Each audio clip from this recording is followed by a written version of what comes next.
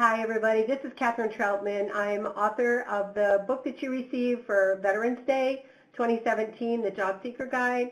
The book is basically a curriculum called 10 Steps to a Federal Job. So the Job Seeker Guide includes the 10 steps that you need to follow to get a federal job. And what I'm going to do for our webinar here today is use some of the slides from my PowerPoint that I use when I teach this, using the book as a text. And so here is the top screen, and you'll find there's a couple of videos that I'm going to be showing you. We're going to start with the introduction to 10 Steps to a Federal Job. There's my name, Kathryn Troutman, and this is the video. Welcome to 10 Steps to Apply for a Federal Job. In this video, we'll give you an overview of the best way to write a federal resume to apply for a job on USA Jobs. Let's begin with 3 reasons why applying for a federal job is a great idea. First, the federal government is hiring nearly 240,000 jobs in 2016 alone. Second, federal jobs provide stable positions with job security. Third, federal jobs provide growth opportunities. So all of that sounds good, but you're asking, how do I know which federal positions are the best for my education and experience and give me the best chance of being hired? Great question. We're going to help you find the best job applications for you on USA Jobs.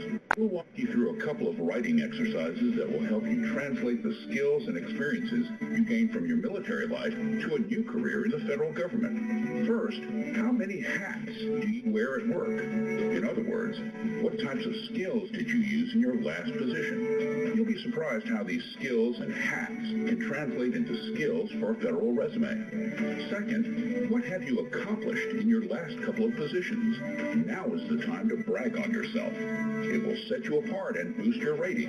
Third, we'll teach you the correct format for writing your federal resume on USA Jobs. With our popular outline format, it will be easy to read with all-cap keywords, small paragraphs, and accomplishments. And finally, there's more great news for transitioning military personnel.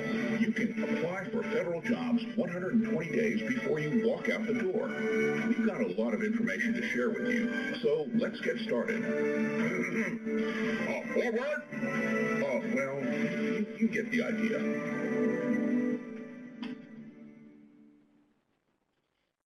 So I decided to add the videos this year to 10 Steps to a Federal Job because this curriculum is taught in military bases, and average age of the separating military is, under 25. And so, sitting through 130 slides is kind of a really big deal. And I thought a little bit of a breakup with the video is good. And this one was really good, actually, because it said the 3 things that are really important for your federal resume. 1 was the key words, and 2 were accomplishments, and 3 was the format. So actually, that introduction really did make the points that I hope that you're going to get from this class as well. So why go federal? I always throw this out in the beginning of my workshops because you really have to keep your eye on the ball of the federal job, because by the time you get to the end of 10 Steps to a Federal Job, you're going to feel a little bit overwhelmed and like, can I really do this? So federal jobs are really, really good. So it is worth all the things you have to do in 10 steps. These are the 10 steps that are in the book and in this curriculum, and we're going to talk about a lot of them today in our review session here.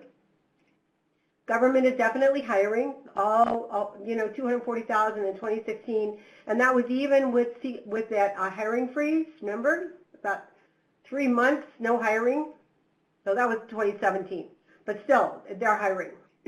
Now, here's an exercise that I do in my classes all the time. How many hats do you wear at work? And for me, I wear 5 hats in my job all the time. I'm an instructor, an author, a federal career coach, a business manager, and a webmaster. And you're going to see how that hat lesson is going to come about when you start looking at the format that I'm going to teach you. There's an example of a set of hats there. And then another important thing that I'm going to want to talk to you and you're going to think about, if you look at your current resume now or later when you look at it, I want you to see if you have any accomplishments in your resume in your last couple of positions, because accomplishments are very, very important now to stand out.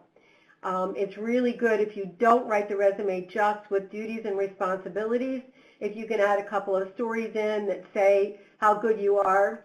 And I have an example of one.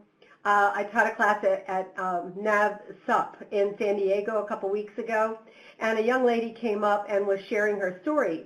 And she said she's a supply specialist at NAVSUP, supporting Navy ships and organizations all over the world. And so she said, I got a call from a commander of a ship who was looking for a part. And he said he ordered the part a whole year ago, and he wanted to know where it was. So he gave me the order number, which he had, and I looked it up in my system, and luckily I found that I was not the person who ordered it, but I researched the information about it. And what I found was that that part had been delivered almost a whole year ago. And he had not received it. He didn't know anything about it. And so he said, well, thank you very much for that information. Who signed for it? And I gave him the signature person, and he said, thank you. So that is the first part of the story. That's the way she told it to me the first time. And then after she said that, I said to her, what part was that he was looking for? One part? And she said, oh, yeah, it was the impeller of a ship. He wanted to find the impeller because it was broken. And the impeller of a ship is really important for a ship to be able to leave a dock. You know, it helps it to move sideways and front and everything. And the impeller was a $9 million item. Can you believe that? And so I said, oh my gosh, this story now got really good. And guess what else? They needed to leave the dock, if possible, within a week. That ship had been sitting there for a year waiting for the part. It had come and it's somewhere, and now they need to leave the dock and they don't have the impeller. So the accomplishment that she could add to her resume as a supply specialist at NAVSUP would be, as a supply specialist, I received a call from a commander looking for a significant part for the ship. He was looking for the impeller. It was a $9 million item that had been ordered a year ago and had never been delivered. So I researched the information. I found that it was delivered, in fact, almost a year ago. It came very fast, and someone signed for it, and it was somewhere, and I gave him all the information that I could, and he was going to go find the impeller. Now, she was not able to find the impeller, but it's a fascinating story. Don't you think it's so interesting that the ship was there and needed this part, and she, you know, I just think it's interesting. I'll never forget it. And that's a story that a supply specialist could add to a resume or talk about in an interview. So those are the kind of stories you want to add to your resume, maybe not the big number like that. Now the accomplishments are going to set you apart. Now this here is what the resume looks like. This is the outline format. And you can see the small paragraphs. The most popular format for resumes today is not this. It's a bullet format, one-line bullets. It's a private sector format. And this is new to everybody, these small paragraphs with all caps. And you're going to see more of this. Now, you all have the book, so in step 6, you'll see Mariano's resume with the small paragraphs. And that is the format that I would like to see you change your resume to. Go away from the bullets and go to the small paragraphs. Now, the words that are here in all caps, we don't just make these words up. These are words that came out of the vacancy announcement. They come out of the required qualifications and specialized experience. So we just take those words that HR wants to see, and we make them in all caps, and then we describe the experience around those words. And that way, you've got the keywords in your resume. And we change these keywords a little bit for each announcement because the keywords and the KSAs are different for each announcement. So this is kind of big. Transitioning military can apply for federal positions 120 days before they leave the military.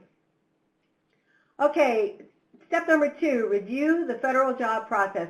And we're going to watch one more video, and then that will be our last video. So here goes. Step 1. Let's review the federal job process.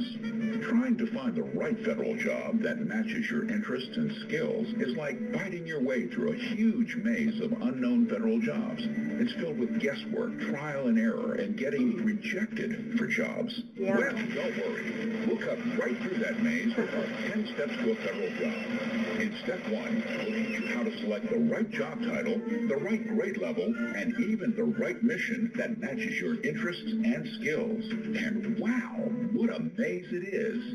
Did you know that there are over 250 government agencies with thousands of jobs available? How do you find the right job for you in all of that? That's where we come in. We will teach you how to apply for the right jobs and grade level so you can get best qualified for a federal job. As a civil servant, you will serve the public interest in the best possible way if you are in the right job that matches your experiences and abilities. We know the way through the federal employment maze, and this is the first step to being strategic about your federal job search. So, get ready. Your presenter is going to help you take the first step as we review the federal job process. Let's get started. Okay, so he's right. This is Mike Kozlowski. He's from Fort Rucker, Alabama. He's the Employment Readiness Program Manager, and he's got a great voice. I wrote the script, and he's speaking it, and I selected the music also. My favorite Sousa marches. So it's really good if a veteran knows what kind of job they're looking for, the right job title, grade, and salary. And this is page 15 in the book when you start looking at the book later on. Now, I don't know how many of you have ever looked at this website, miltofedjobs.com. This is a state of Maryland website that is the only website where you can put in your military service, if you're enlisted or officer, and your MOC or MOS number, and it will take you directly to a federal job that will translate into a federal position. It's really cool, it's free, it's easy, and you should try it after we get off the line here. So now one of the most important things you need to know is what job title is right for you. And in the Job Seeker Guide, I have a list of all of the federal official titles in the government. And it's really good if you take a look at this and in fact go to the OPM website and find this and read the descriptions of the positions. And then you can write your resume based on those. HR is going to be looking at the quality of experience, what's directly related to the job, the complexity of assignments, and in a few minutes when we look at our case study, you're going to see problems with the resume that I'm going to show you. We're going to want to look at the quality of the experience, the information that's directly related, and some of this information is not there, and we're going to look at that in just a minute. Now, if you're going for a government job based on education, these are the grade levels that you would qualify for right here. Now, the GS salaries are really interesting. The thing I like about government and their salaries is that they're so transparent, and they give you the salaries on the announcements. A lot of private sector jobs these days are not giving you all that information. So government is really very clear about that. And if you do get a government job, you can get step increases in each grade. For the first year, you go step 2 to 4. The second year, you go 5 to 7. So you do move up in your salary even if you don't change your grade. I also have a list of all the target agencies in the book that you can take a look at. Now, the hiring process is this right here. First, you put your resume and documents into USA Jobs and you answer the questionnaire. Then the HR person will look to see if you're eligible for the job. They will rate and rank and do the veteran's preference. And then they will put them in order for the HR, for the manager. Then the manager decides who to interview and check references and make their selection. And that's about the way it is. Now, networking is our next step, and what I want to do instead of pursuing the PowerPoint, I want to go over to the book, and let's go and look at the book for a second. Hold on a second here. All right, there I am. Okay, Wendy's got the book here.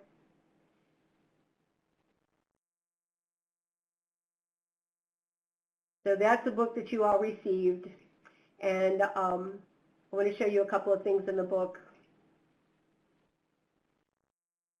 So there's all the steps to the book. Paulina Chen is the designer of the book. while she was working on it, she got a job in the government. Oh, I miss her. But, oh, well, she's got a good job, got her retirement going. I want to go forward up to the step 6. So hold on a second. Let's see, I don't know what page it is. We'll go to 100.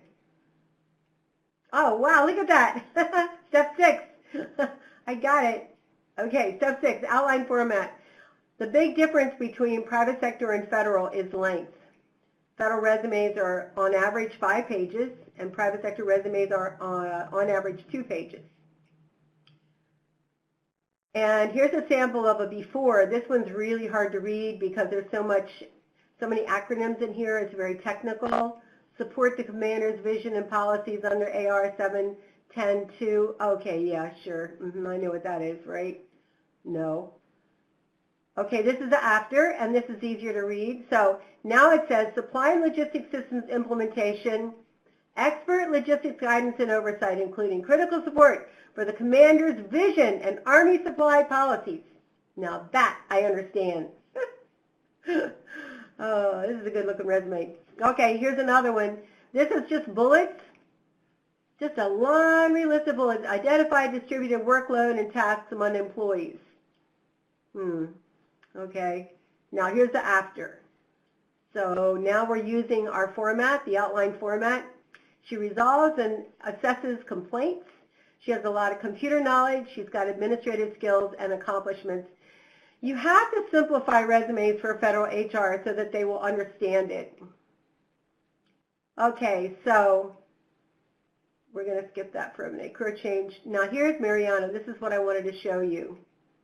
So now this is Mariana's resume. This is one of my case studies in the book. Now, the first time I saw this, it struck me that it was starting at 2011, and I didn't know what he was doing since then. And when I did talk to him on the phone, I kind of assumed that he wanted to get a job at FAA or an Army depot where he could use his technical skills. And then here's his second job at South Korea. UH helicopter repairer, maintainer, evacuation, and then looking down further, wait a minute, I went back too far. His education is here, and there it is. That's what he was been doing since 2011, going to school. He got his degree in philosophy, and he wrote me an email one day, and he said, "Dear Kathryn, I just got off the phone from my American Military University career counselor, and she told me that I can't get a job as a philosophy professor with a bachelor's degree in philosophy, and I'm really upset." So I called him up and I said, "Mariano, she's right. You can't get a job as a professor with just a bachelor's degree. You have to have a master's and a PhD. So what would you like to do? Do you want to do that and go to school some more and spend $100,000, or do you want a job?" And he said, "I want a job." I said, "All right, let's talk." Okay, so here's the resume that I coached him into writing. And this is a builder resume here. I copied and pasted it right out of the builder, and I've got those all cap words again. Now, so he told me he did not want to do any more helicopter work. No more aviation. He wanted to go into eventually management, but administrative work. So that's page. This sample is in your book, so you can look at it later. And then I put a job block for his degree, 2011 to 2014. So we made a whole job block out of his school so that there wouldn't be a huge gap.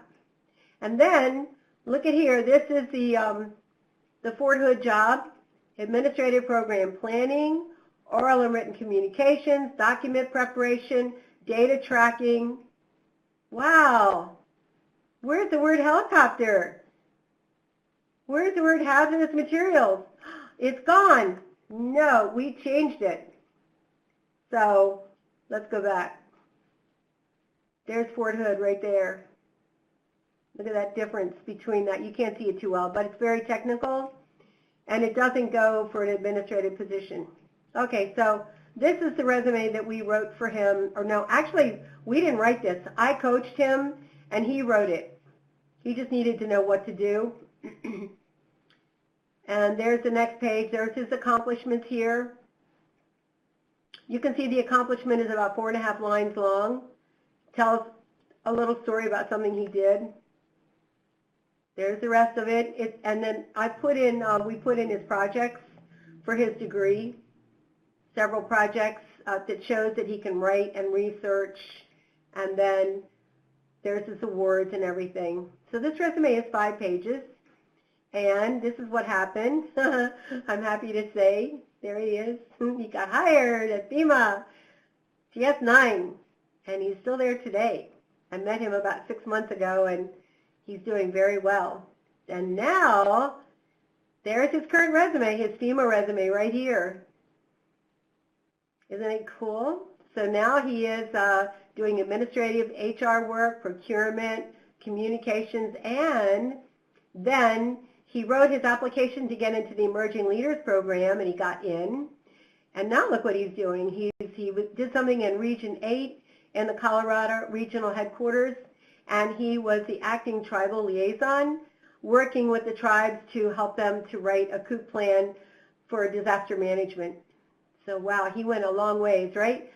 He was working in 2011, helicopter repairer, then school in philosophy, got the job at FEMA administrative, and then the Emerging Leaders Program, and he's doing really well. He loves his job. He's trying to get a GS11, and we're getting there. Now this is a sample of a spouse, a resume, bullets, typical private sector, and then this is the after with the all-cap keywords and the outline format with accomplishments. So what I want to do now is go over to my other screen again and look at our case. So hang on a second. We have a volunteer today, and oh, wait a minute, sorry. Go to my screen. I like talking about real cases because it's kind of fun. So can you see my screen now? I hope you can. Yep. Okay, so here we have a sample, and Dilalat, are you able to talk at all? Do you have your phone on? Because they're attending this class. Can you talk? No. Wendy, did they write anything in the box? Are they able to talk? Actually, his line, let me see. It unmuted for a minute. Let me unmute it for you. Okay. Antoine did have a question. Okay, what's that? He said there was a slide earlier that listed the GS pay scales based on your college level degree. Can you please briefly show that again when you have a free moment? Okay, sure. I'll put that back up again in a couple minutes. So anyway, here we are. We have a U.S. Navy veteran, and this is what he's trying to do. So he's identifying. Can you hear me? Yes, I can. Hi. Hi, I'm actually a female. I forgot to tell you that, but. Oh, I forgot to ask, actually, too. Thank you very much. Welcome to the class. Thank you so much for offering your resume for our case today. Thank you for having me and using me as an example, because I can really use the help. So. Well, here we go. So stand by. Thank you a lot. So she is #1 trying for program analyst positions. She was a consumer safety officer, a GS9 until recently, and then she got promoted to the 11. I didn't see that on the resume, I don't think, but I'll look at that again. And now she wants a 12. Okay. So she was working in the Center for Tobacco Products and did traveling, different places, and she liked that part of her work, and she even issued some warning letters to establishments. So this is what she wants: consumer safety officer, 12, program analyst, program specialist, and HHS positions. So here we go. This is her resume that she offered to let us share in the class today. So it says GS11 here. You said you were, oh yeah, it says 11, okay. But what you said is you don't have it broken out. So how long were you at GS9? How long were you at GS11? For 1 year each. Okay. So from, yeah. So from 2015 to 16, you were 9, and 16 to 17, 11. Yes, that's correct. You're definitely going to have to break that out here so that the HR people can see your highest level work. Was the job the same, exactly the same, the 9 and the 11? Yeah, it was the same, except, well, when I first came, I was in training, and then as I progressed, then I was more on my own working. So that's the difference, I could say. And when I was 11, I did more traveling. When I was 9, I didn't travel. I think you need to have 2 job blocks, one for each. And so looking at the descriptions here, you can turn this into the outline format, and we'll talk about that some more. Right now you're, one-liners, and you left out the travel, which you should add. And there are no accomplishments here. It's actually kind of boring, sorry. I appreciate your honesty. That's what I need. Yeah, it's not very good, not yet. So you say here you reviewed cases for quality assurance and accuracy. What kind of cases were they? There were the warning letter cases. I would review the cases online on our computer program, and then from there we would make a determination if indeed this was going to be a warning letter or if it was going to be downgraded for whatever reason. Okay, and who are these clients? Who are these people that got the warning letters again? The establishment owners all over the country. Oh, huh. Big and little, all kinds of sizes. Yeah, but that sold tobacco products to minors. Oh, tobacco. So, okay. Oh, really? Are there a lot of problems with this? Yes. Really? Yes. Okay, well this whole sentence needs to have more details added to it so that we'll understand that you are reviewing retail establishment complaints and for determination of whatever's going to happen to them. Just be more specific. Okay. And are there any really recognized known companies here that we would recognize? I mean, Safeway, Walmart, any big companies? Might have been on the news. I don't know. Yeah, we get a whole variety of different people. Yeah. I was just kind of. If it's public information, you could add it to make it more interesting. Yeah, because a lot of the establishments, when they get the warning letters, they're actually listed on the FDA website. Oh, really? All right, that is okay for you to put on your resume, isn't it? Goodness. Okay, so a lot more details can be added to this resume that would make it more interesting and more specific, and the outline format, of course. Now we're going to look at an announcement in a minute, and I'll see if I can come up with some key words that will help you out. So Okay. Now we've got another job block here, 5 whole years as a research coordinator, and I don't see what kind of research you were doing here. Is this when you were with tobacco still? No, actually I was at, I worked at NIH. I worked with the nutrition department. We were doing nutrition-related studies. Oh, you left that out then? Yeah. Yeah, okay. Well, you put that in so that I'll know we're talking about nutrition now and not tobacco anymore. And it says that you did do some recommendations based on some standard operating procedures for a research kitchen. That sounds like it could be an accomplishment, maybe. Okay. Was that pretty good, doing the SOPs for research kitchens? It was okay. I mean, I didn't do too much of it, but I did do some of it. Well, so this is 5 whole years, and there's nothing that really stands out here in terms of an accomplishment or anything that's interesting. I don't even know it's nutrition, number one, and I really don't know who you're working with. I mean, these research kitchens, where are these research kitchens? So for this job, it was actually located in NIH, in the clinical center. Yeah. So you're only researching one research kitchen, only one? For that job, it was one kitchen, but it was several studies that I worked on. Okay. Well, that's really interesting. I never heard of a research kitchen at NIH before. I'll bet it's pretty big, isn't it? No, actually, it's pretty small. It's pretty small. That might be why they just have it under the nutrition studies. Like, And it's called medical research. It's nutrition studies. Oh, I see. Well, it would help if you were to add, medical research, kitchen studies, and if you were involved in specific studies, make sure you add them in specifically so that we would know that. And that's a lot of words. Wow. Okay, now going back some more. So this job is a GS7. This one is very, very short time. You could keep that very short because it was a long time ago. And you're looking for a 12 now, right? Yes, that's correct. Okay, and this is a 7. So no one's going to read it. Too many words. Okay. Too long, too long.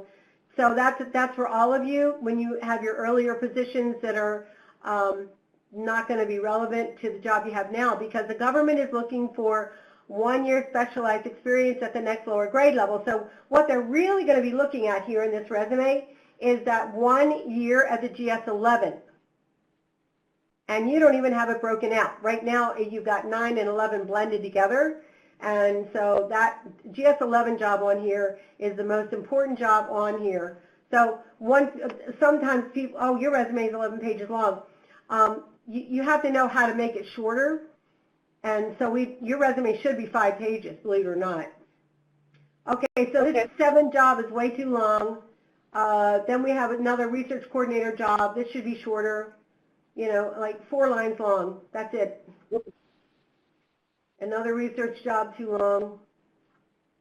So it's just too much content. You can leave the positions in here. Look, this is 3 years. That's pretty long. Leave the positions in there. Just make the description shorter.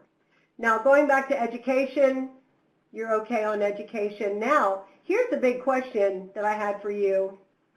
The veterans information, these accomplishments, you're going to get absolutely no credit for these accomplishments whatsoever because they are not hooked to the dates. This developing and modification of fact sheets, you have to move this and put it with the dates where it happened.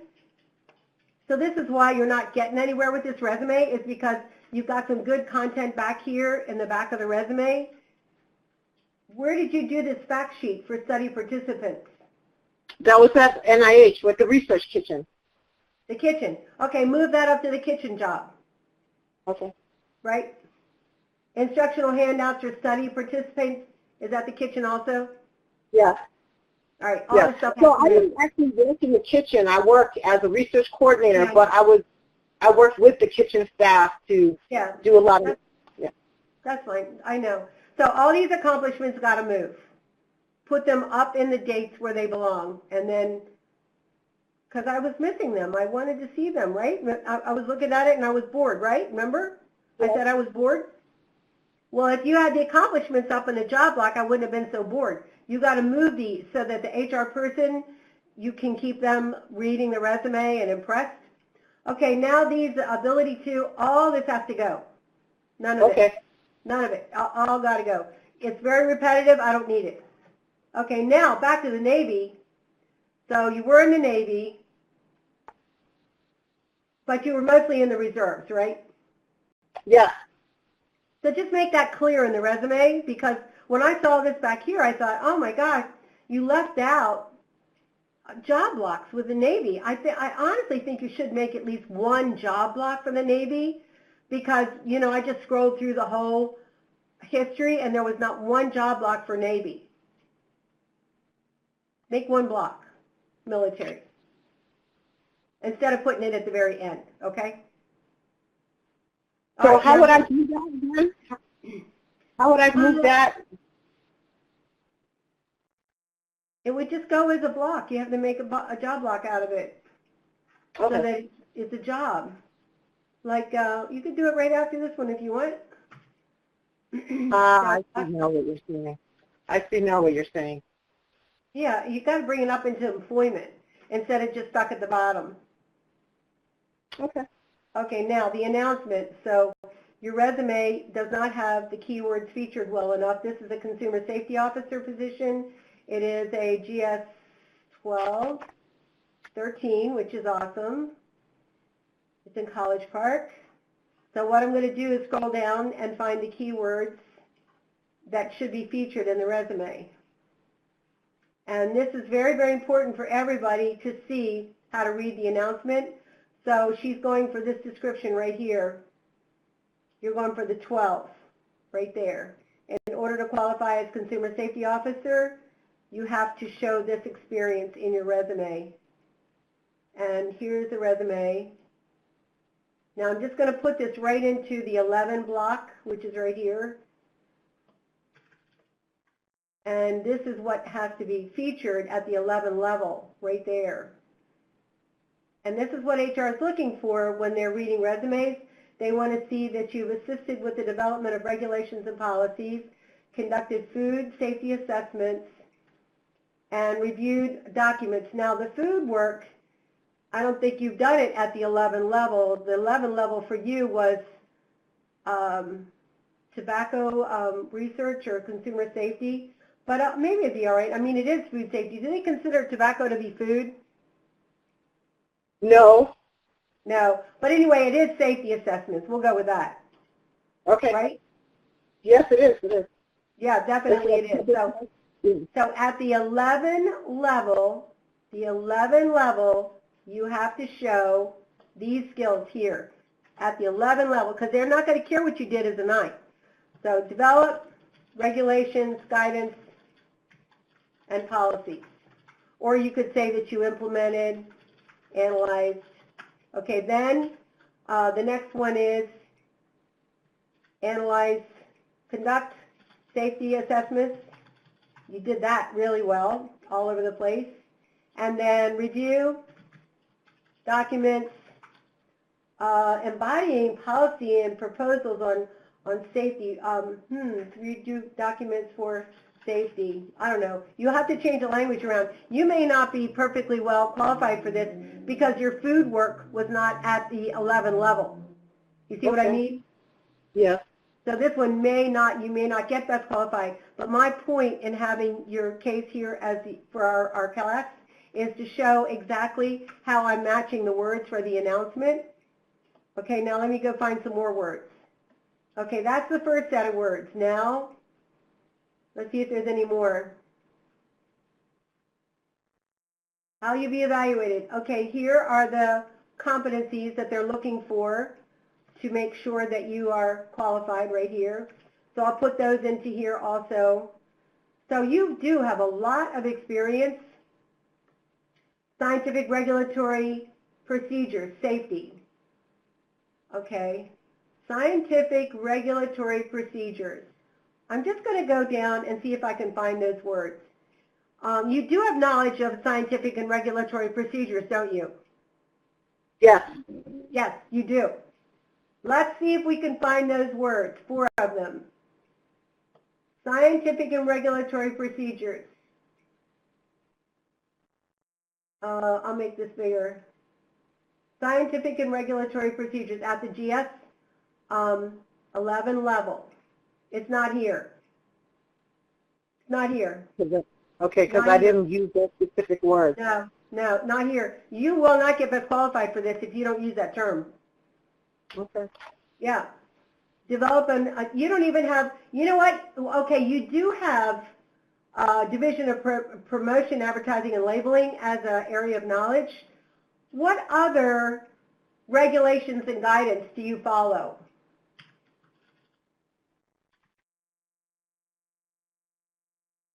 We follow the food and Consumer Safety Food and Family Safety Act. Consumer Safety, Food, and what? The Food Safety Act. Okay, Safety Act. Okay, so did you have that in there, Food Safety Act? I don't think I put it in there. No. Any other acts or policies or laws that you follow to keep people from selling cigarettes to minors? That's the big one, like the big one that it's under. Yeah. So I would have to go back and put all those specific regulations in there. Yep, definitely. All specific regulations that you implement everywhere. The government loves their regulations. Okay, so that's a really big myth. Now another big set of words here is safety assessments. Let's see if you've got that in here. Oh, brother, you do not. Can you believe that? You do not say, and you did safety assessments when you traveled to those other states, right? Isn't that what you were doing? Yes, yes. We were. Yes, yes. Look, all you would have to do is say conduct an inspection, safety assessments. Okay, safety assessments. Right? Yes, yeah, you're absolutely right. Right. Totally true, totally true. You just didn't pay attention to it. That's okay, that's why I'm teaching this webinar. Okay, now let's go down and see what else might be missed. All right, that's the announcement, that's all the keywords. Let's go down to the questionnaire, I put it in here. Now the questionnaire is very critical. This is step 8 in my 10 steps in the book, so you can read about the questionnaire. Let's see how many questions are in here. Now the thing is, the questionnaire is a test, and you're self-assessing your skills, and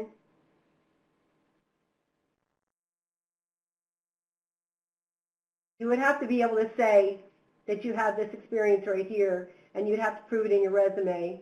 And so you're going to say yes to that. Okay, but now let's go and look at the questions. Now here's the scoring process, and I'm sure you've all seen this. The E is a multiple choice. E, I'm considered an expert. I advise and instruct others in this, or I am consulted by my colleagues and supervisors to carry out this work in unusually complex situations. The ultimate answer here is E. And you can be an E 3 ways: expert, advisor, instructor, or consultant. So you need to give yourself all the credit that you can. So now on the first one, develop policies, regulations, guidelines, advisory opinions on the safety of plant-derived foods. Oh, plant, tobacco is a plant, right? Yes, it is. Yes, it is. Now, develop strategies. Now, you do advisory opinions because you're reading the complaints, right? Yeah. Yeah, okay, Well, this is an E. Yeah. What is it that you're reading all day long? Where you were reading? I was reading the warning letters. I was actually reading the warning letters. So I would have a case where you take the warning letter, you're given all the evidence, the photos that were collected, the product that was collected, and then we're putting in the information, just checking to make sure this is worthy of giving a warning letter to the establishment. So you did develop an advisory opinion relating to the safety of the situation, right? Yeah. Yes. Identify and provide critical assessment of emerging precedent-setting issues. So you probably looked at a number of problems that are occurring with tobacco and young people, and saw different issues that were coming about, right, after looking at a lot of them? Yeah, I've looked at hundreds. Right. So the goal is for you to, there's that word assessment again that you don't have in your resume. And then there's the developing policies. You could say, you know, the word here, the verb is develop. So the point that I'm trying to make for everyone here is that you see what I'm doing here. I'm really reading the questionnaire. I read the specialized experience. I read the competencies. And I found that this resume is missing, you know, some really important key words that could be added. Also, I saw in the resume it wasn't clear what your scope of work is, or the complexity, the number of cases, how many cases, outline format, accomplishments. Resume needs a lot of help. It needs to be rewritten. If you follow the sample, the Mariano sample that's in step 6 in the book, and use this example, this announcement if you like, and change this to the outline format, and you could use these words that are right here. You could say, analyze cases and determine the guidance. That could be one phrase you could use. Conduct safety assessments is definitely one of them. Review documents for safety. You know, what we're trying to do is mirror your resume to the announcement the best possible, because the HR person, this human HR person who helped develop the announcement, is going to look at your resume. And they're going to want to see the words from the announcement in their resume. And so that's why it's so important to have this incredible match between you and the resume. And you are going to have to change your resume a little bit for all the different announcements you've been coming up with. Public Health Advisor will have a different set of keywords. And this process is the same, analyzing the specialized experience. And then back over here to the announcement one more time. The duties of the resume, of the announcement, are not as important as the qualifications. There's the duties right there. So now when I did my analysis for all of you just a minute ago, do you also have knowledge of the Food Safety Modernization Act? No, not currently. But I could look it up and make myself familiar with it. I think for the job, the research job for the kitchen, you probably had knowledge of that. You might not remember it, but probably that law would have been implemented there. But food safety is a phrase you would want to use. Anyway, so every single vacancy announcement on USA Jobs has got the 1-year specialized experience paragraph. And let me just go to USA Jobs for a second here. And I'll show you again. So we'll do, let's do Program Analyst, just to do something different. Washington, D.C. I want to show you where that paragraph is again. And, oh, by the way, I have to tell you something for veterans, very important. I'm going to click on Open to the Public here. So these jobs, let's do GS12. Okay, there are 15 program analyst jobs in D.C. open to the public. So this is very, very important. Listen to this now. So veterans preference, whether you're a 5-point or 10-point or 30% disabled, the veterans preference applies to these announcements open to the public. But also you can apply to federal employee announcements, and there are 29 of those, and that's fine, except that the veterans preference would not apply to these jobs. So now you can apply to these positions because of the VEOA, Veterans Employment Opportunity Act. So you can apply to all these federal employee announcements, but particularly if you're 30% or more disabled, those veterans get more of a boost than even the 5-point. Just know that when you apply to a federal employee announcement, your veterans preference is not applied.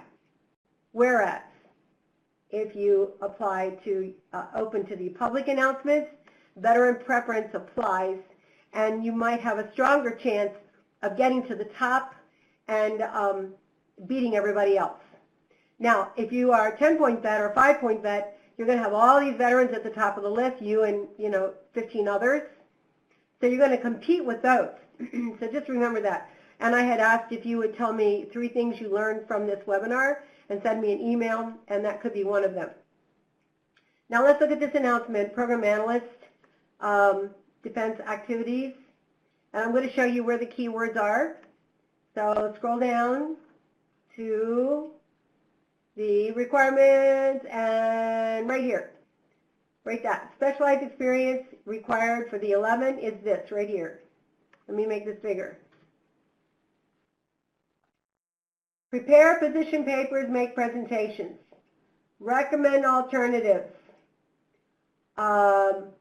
Responsive and reliable executive support, includes correspondence management, conduct studies and research projects, and be an advisor. Now, those words that I just read to you out loud, if those words are not in your resume, you probably will not get best qualified. I'm not kidding. Every single announcement has these words in it. They gave you the words for the 11, the 12, and the 13. And then these are the competencies that you have to add to your resume. You have to. They tell you in here like 6 times.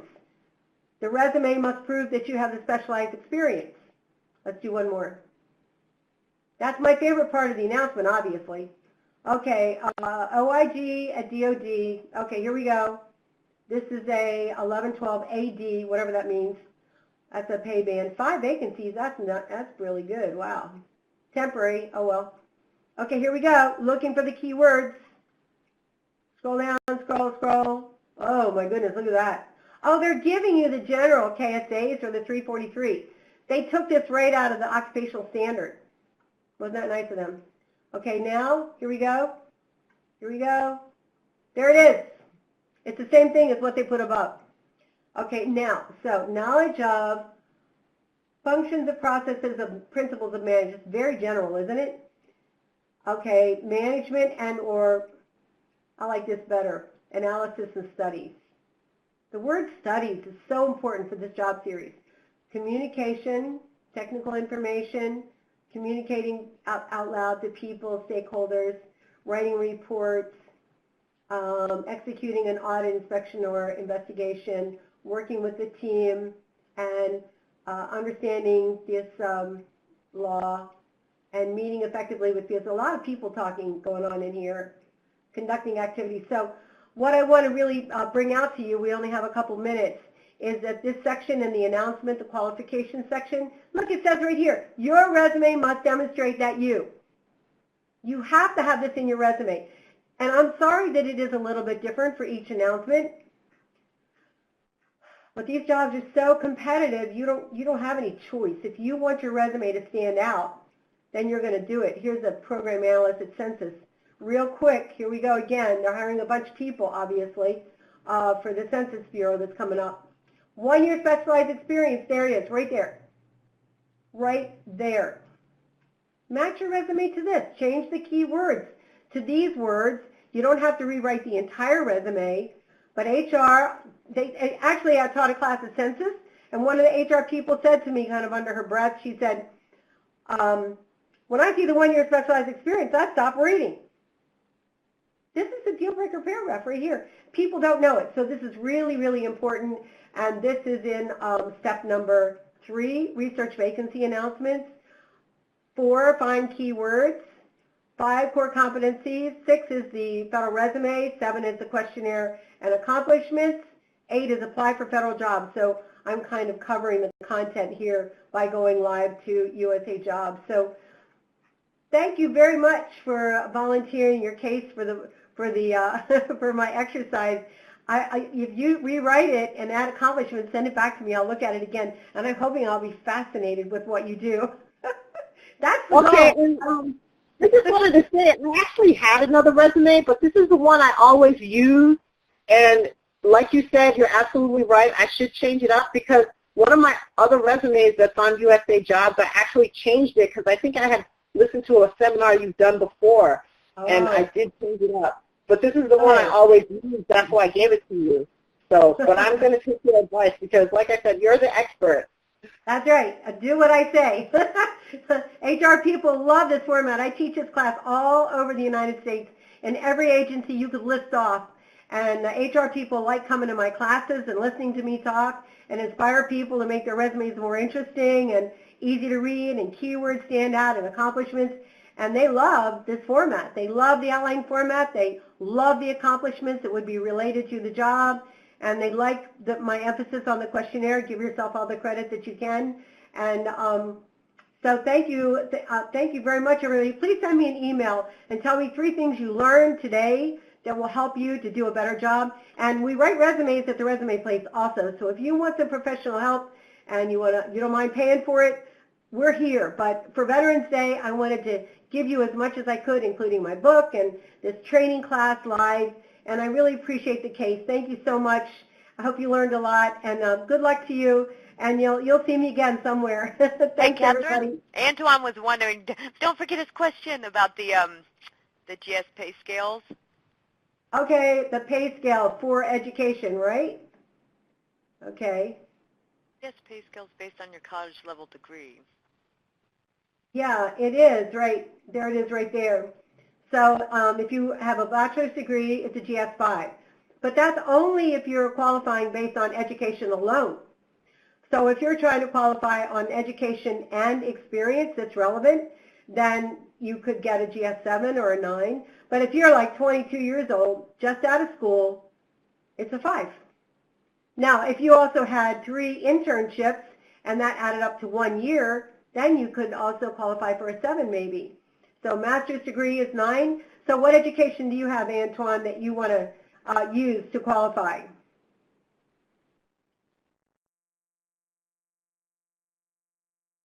Is he writing answer in the box? Not yet. Well, this is in the book, is on page 26 of the book, and you can also write me a question after the class. You know what? I think he's going to dial in. Oh, okay. But he is also typing. He said a BS. Well, the BS degree would be a GS5. Now, you can get a GS7 also with superior grade level. If it's 375 or more, you might get a 7. So it all depends on what combination you have of experience and education of what grade level you would qualify for.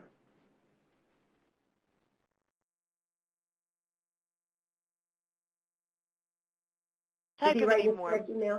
Yeah, he looks not typing anymore. It looks like his phone still may be connecting, but. Well, I would rather take the question offline. So just go ahead and type there to him that he can write to me directly, and I don't mind if he sends me his resume. I'll take a look and tell him what he would qualify for based on education and experience. So. Perfect. All right. Thank you, everybody. Have a great weekend and work on your resumes, okay?